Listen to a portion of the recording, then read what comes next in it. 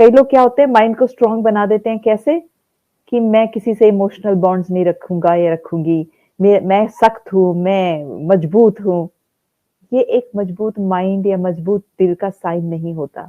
मजबूत दिल वो है जो संवेदनाशील हो, जो दूसरों के लिए धड़के, उनका दर्द महसूस करे, उनके दर्द के आंसू अपनी आंखों में आ जाए।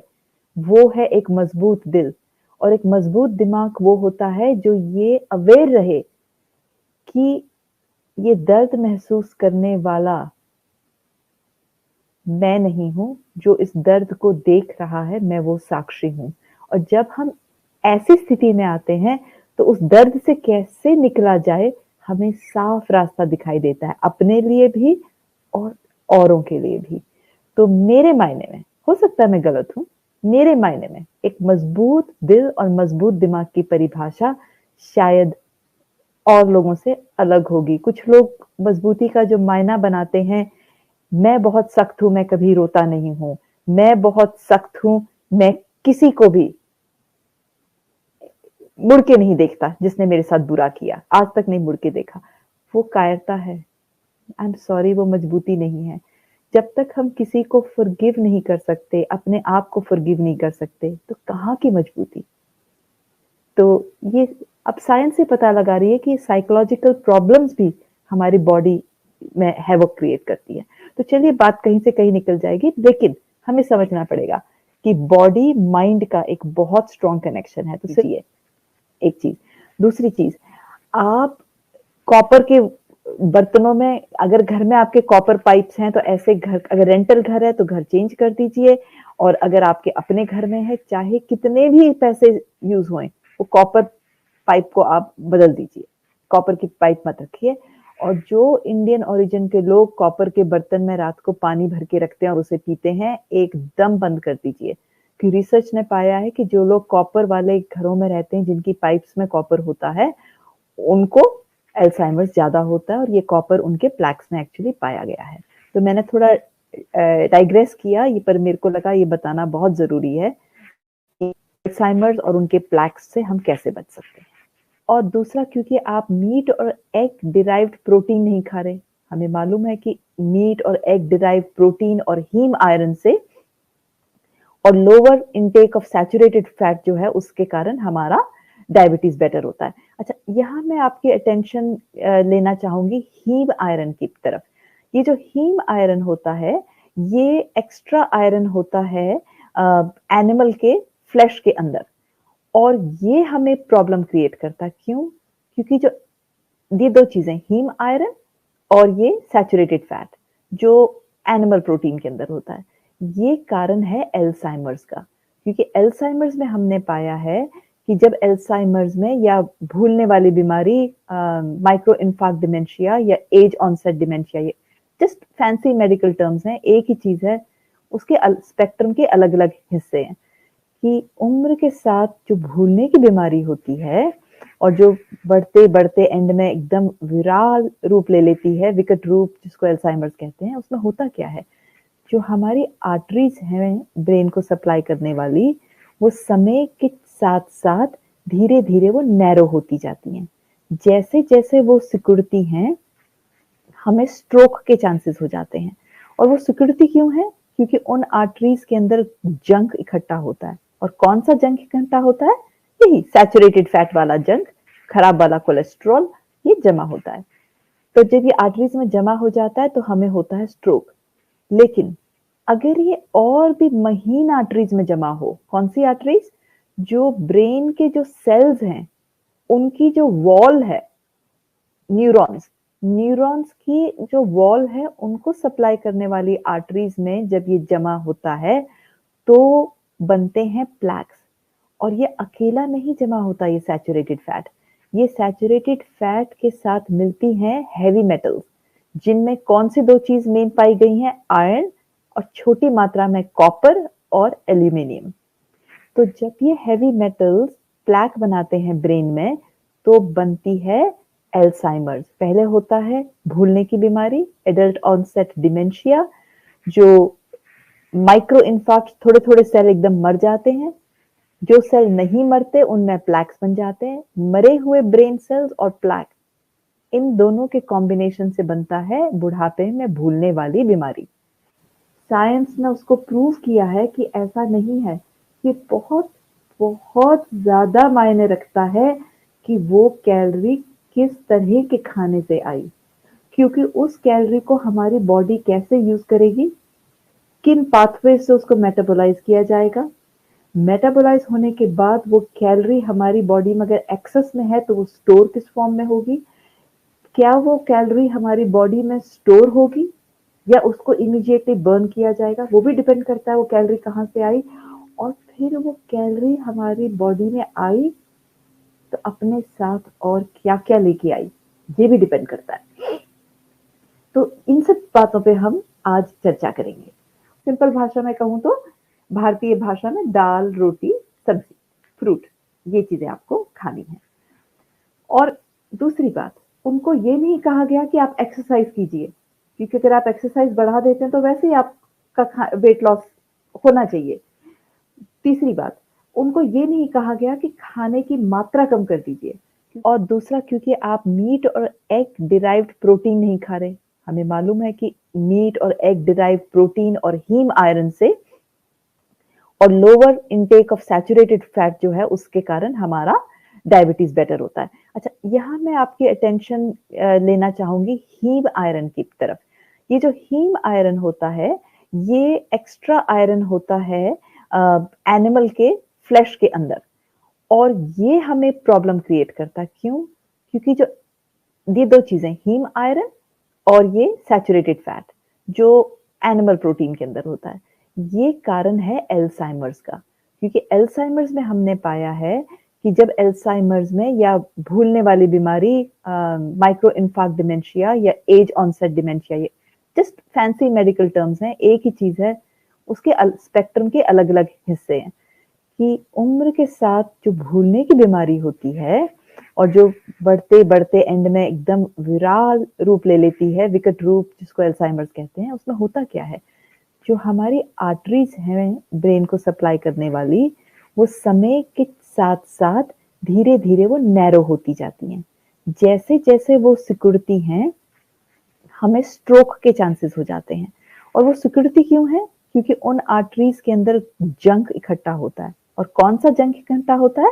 यही सैचुरेटेड फैट वाला जंक, खराब वाला कोलेस्ट्रॉल, ये जमा होता है। तो जब ये आर्टरीज में जमा हो जाता है तो हमें होता है स्ट्रोक। लेकिन अगर ये और भी महीन आर्टरीज में जमा हो, कौन सी आर्टरीज? जो ब्रेन के जो सेल्स हैं उनकी जो वॉल है, न्यूरॉन्स की जो वॉल है उनको सप्लाई करने वाली आर्टरीज में जब ये जमा होता है तो बनते हैं प्लैक्स। और ये अकेला नहीं जमा होता ये सैचुरेटेड फैट, ये सैचुरेटेड फैट के साथ मिलती हैं हैवी मेटल्स, जिनमें कौन सी दो चीज मेन पाई गई हैं? आयरन और छोटी मात्रा में कॉपर और एल्यूमिनियम।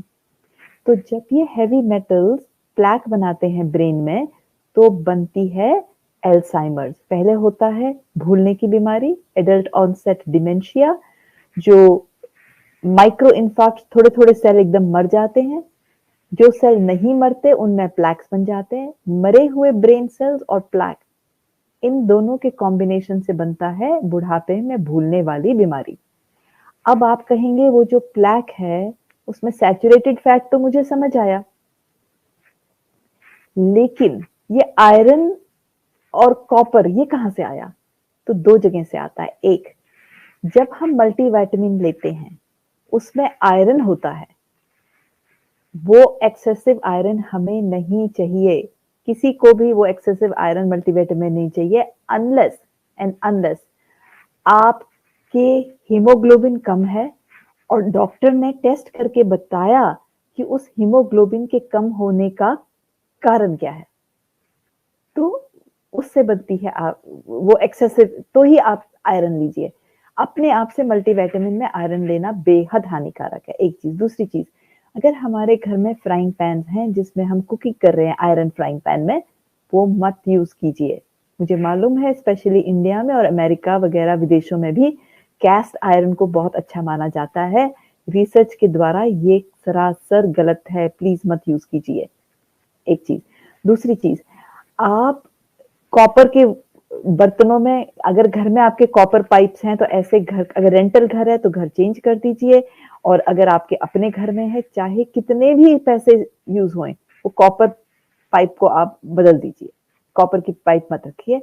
और जो इंडियन ओरिजिन के लोग कॉपर के बर्तन में रात को पानी भर के रखते हैं और उसे पीते हैं, एकदम बंद कर दीजिए। कि रिसर्च ने पाया है कि जो लोग कॉपर वाले घरों में रहते हैं, जिनकी पाइप्स में कॉपर होता है, उनको अल्जाइमर्स ज्यादा होता है, और ये कॉपर उनके प्लैक्स में एक्चुअली पाया गया है।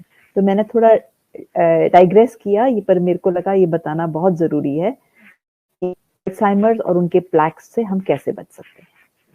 तो कह रहे हैं कि हमें मालूम है कि प्लांट बेस्ड डाइट जो होती है वो ना सिर्फ वेट लॉस करती है, पर वो डायबिटीज से भी हमें बचाती है। और जब मैं प्लांट बेस्ड कह रही हूँ, इसका मतलब उसमें दूध नहीं है, ये मैं बार बार क्लैरिफाई करती हूँ।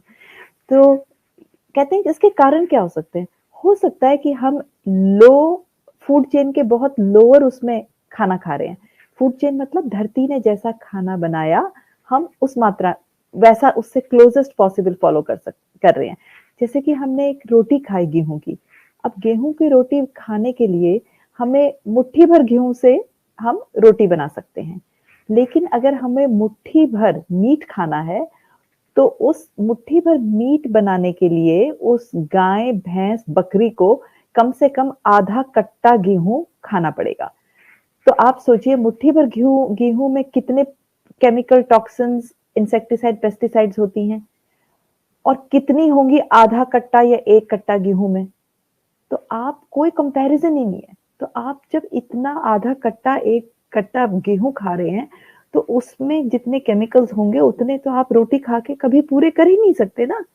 तो ये होता है eating lower on the food chain और eating higher on the food chain. Lower food chain होती है जैसे प्रकृति ने बनाया, आपने उस फॉर्म में खाया।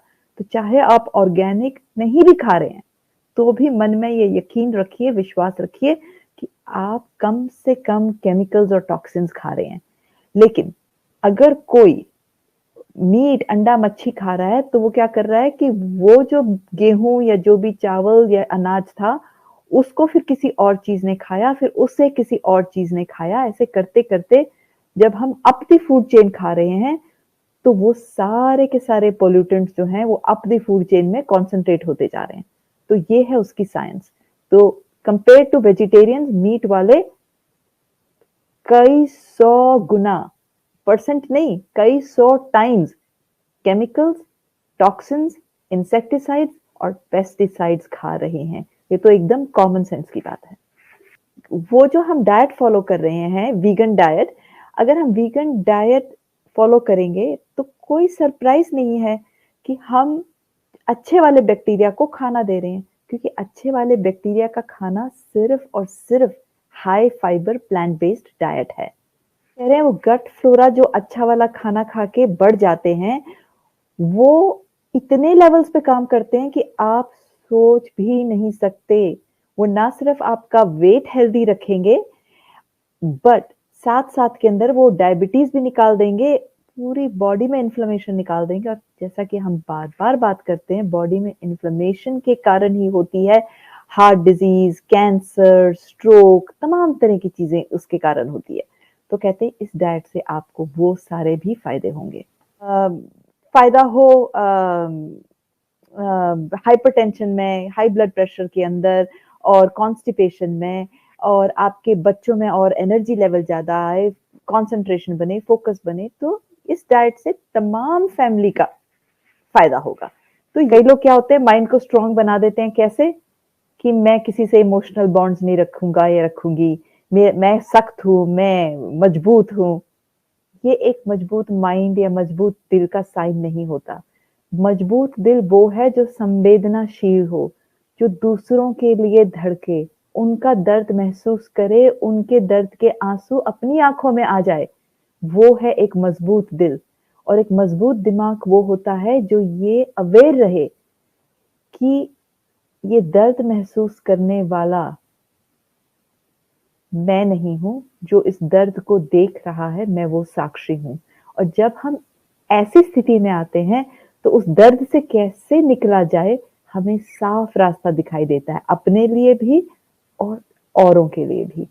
तो मेरे मायने में, हो सकता है मैं गलत हूँ, मेरे मायने में एक मजबूत दिल और मजबूत दिमाग की परिभाषा शायद और लोगों से अलग होगी। कुछ लोग मजबूती का जो मायना बनाते हैं, मैं बहुत सख्त हूँ, मैं कभी रोता नहीं हूँ, मैं बहुत सख्त हूँ, मैं किसी को भी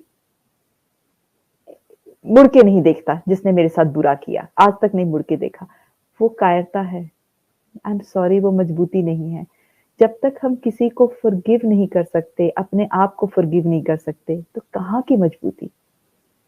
तो ये अब साइंस से पता लगा रही है कि साइकोलॉजिकल प्रॉब्लम्स भी हमारी बॉडी में हैवॉक क्रिएट करती है। तो चलिए बात कहीं से कहीं निकल जाएगी, लेकिन हमें समझना पड़ेगा कि बॉडी माइंड का एक बहुत स्ट्रॉन्ग कनेक्शन है।